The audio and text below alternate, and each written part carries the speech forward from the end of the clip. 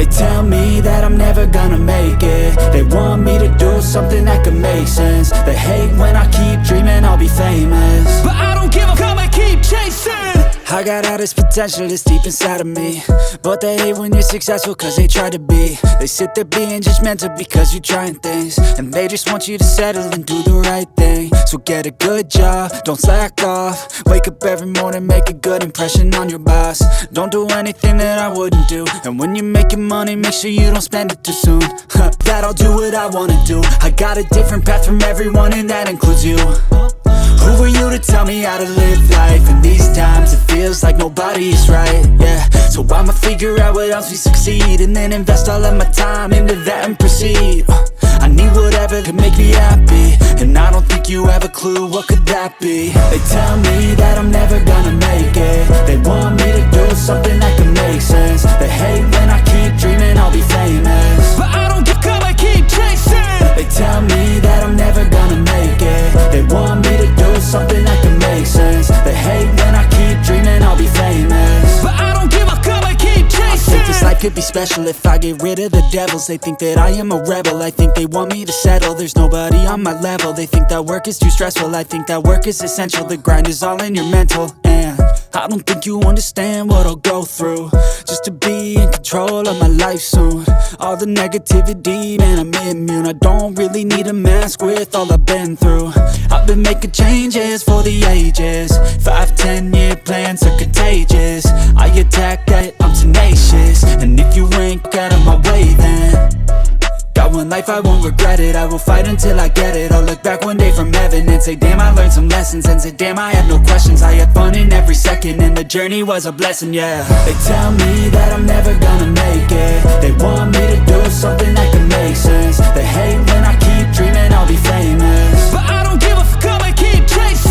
They tell me that I'm never gonna make it. They want me to do something that can make sense. They hate when I keep dreaming I'll be famous, but I don't give a fuck, I keep chasing.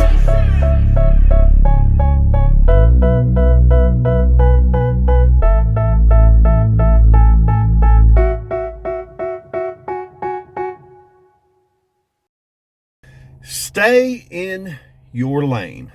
Today we're going to talk about your business as it relates to other businesses in your industry that are different sizes, and the importance of knowing what your place in the industry is and what your lane is.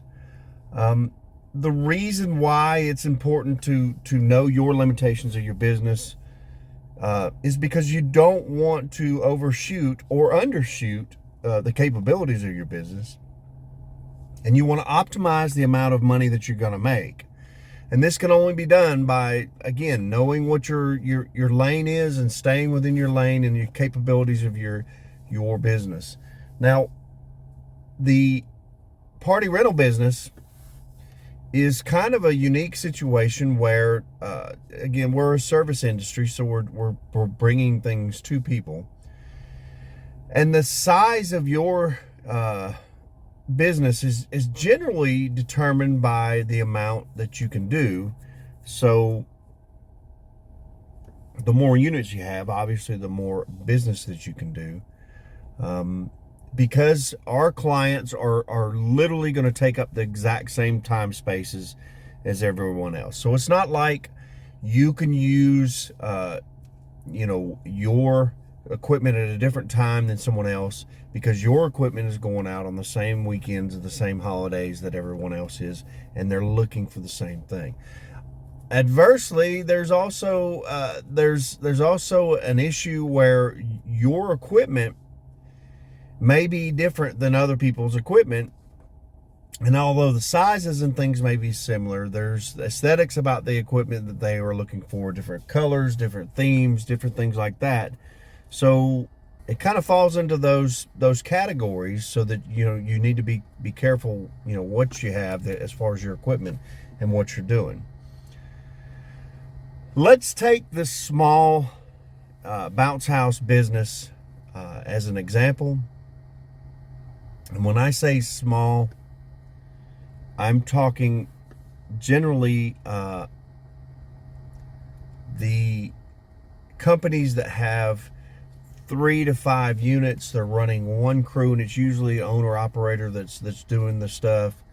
They're going out doing the stuff on themselves. They usually have a job, so they're doing it on their part-time or on weekends or whatever, or maybe one of the spouses that says stay home, or one of the partners is stay at home, and the other one's is doing the business, or has a job and allowing them to do the business. So the key about someone who's in that kind of situation, that small bounce house, 3 to 5 units, is that you really need to be careful that you do not overshoot. You don't go for something that is beyond you. You need to take the business that is given to you, or that you can get, which means you're probably going to be the person that is going to do more traveling. You're going to be the one, because you can go further out and catch the clientels that are further out. You're the ones that's going to be a little more tied to your units, meaning, once you get those 3 to 5 units out, that you're pretty much done, and your whole business is reliant on getting that equipment back in and getting turned around and doing it again. For these types of businesses, I suggest that you do time slotted parties, so that you're doing 4-hour parties, or however you want to work it. Even if you do 1-day parties, make sure it's a 1-day party. Don't go into multiple day parties. Don't go into weekend rentals or something like that, because your key here is to turn your equipment. You need to get it out there and get it back in, and then turn around and do it again. It takes a little bit of logistics on your side, because what you're doing is you're making sure that that the cogs are turning, the wheels are turning, everything is going at the same spot. You're getting out there, getting equipment and getting it back in, and getting it flipped, cleaned up, ready to go out again. 2-3 rentals in a weekend, not unheard of. You're probably cleaning on the fly, so you're cleaning as you pick up, you're cleaning as you set up, those kind of things. It's difficult in these kind of situations, because the customer is going to demand a certain kind of thing, and you are limited on the way that you can do things. So kind of keep that in mind when you're dealing with it. Do not ever, if you can avoid it, in the busiest part of the season, get in a situation where you're going to be strapped down to an event or a unit. So if you're having to monitor units, or you're having to attend or stay and collect money at a festival or something like that, you are literally, you've just killed all your entire workforce. And if you do have any other rentals that come in, you're going to miss those rentals, because you're already obligated to this event. The medium size, between 5 and 10 or 12 units, you have a little more leeway when it comes to things that you can kind of spread out. But this particular kind of business, you need to choose what you're going to focus on. You can focus on the larger commercial events and put together packages so that you're doing, those kind of events. Putting 4 or 5 units out at a school or a church or a community festival or something like that. That's going to be your specialty. That's what you're going to do. So you need to kind of focus on that and rely on that. Or you're going to be the backyard party, and you need to avoid doing a lot of the festivals and stuff, because you're going to tie your manpower down to these units, and it's going to be difficult to do that kind of thing. You have a little more flexibility than the small party rental business, because you have that ability to pick and choose. But I suggest you pick one lane or the other. Don't try to do both at the same time, unless it's seasonal. You get into the fall or something like that, you can shift and go into only festivals, because that's going to be the majority of your stuff, or into the spring. but during the summer you're doing a lot of backyard parties or something like that because you've got water slides. You need to be very, very careful with your equipment as well, because you're not quite large enough that you can differentiate between the kind of units that you're getting out there.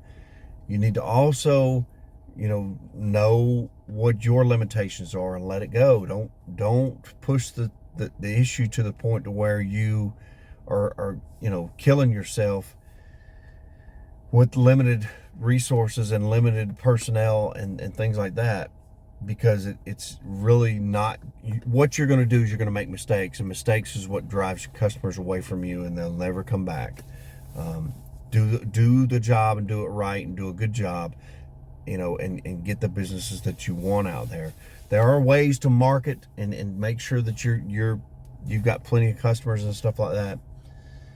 But the one thing that you do not want to do is overextend yourself and get into a situation.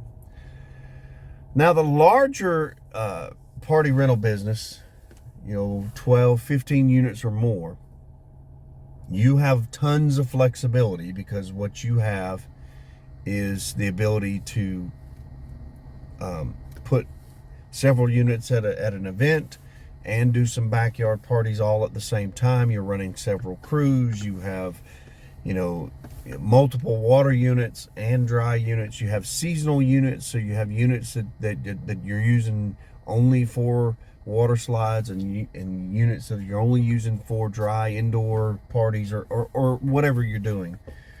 You have tons of flexibility. The thing that you need to concentrate on is don't sweat the little stuff. Let it go. Let the little guy get it. If it is one bounce house and it's an hour drive from you, you don't need to focus on that. You need to develop some relationships with some of the smaller companies and utilize them, push some of the business their way, and let the customer know that you can't do it, but you got somebody that they can call to try to get them lined up for it. But you don't need to try to gobble up all the little stuff, especially the stuff that is outside of your area. All that does is eat away at your profits and create a situation where you're not moving optimally. You're not working as a business. Again, you would be better off spending an hour drive that you're going to this customer and an hour back after a setup for a bounce house. You would be better off spending that time marketing or letting your guys do some preventive maintenance or cleaning or something like that, so that you would be better prepared for the next go. So keep all that in mind. Stay in your lane. Learn to grow your business within the capabilities of your business. And there's nothing wrong with working with other companies. There's nothing wrong with working with other bounce houses. There's nothing wrong with working with the guy that's up and coming and trying to get his feet wet. You can establish those, and I promise you what will happen is it will come back.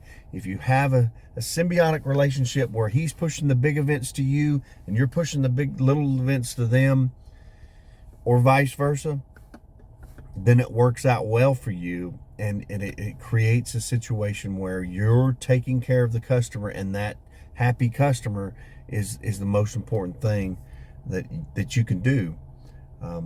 Keep this in mind, and you guys like these videos, go ahead and subscribe and let me know.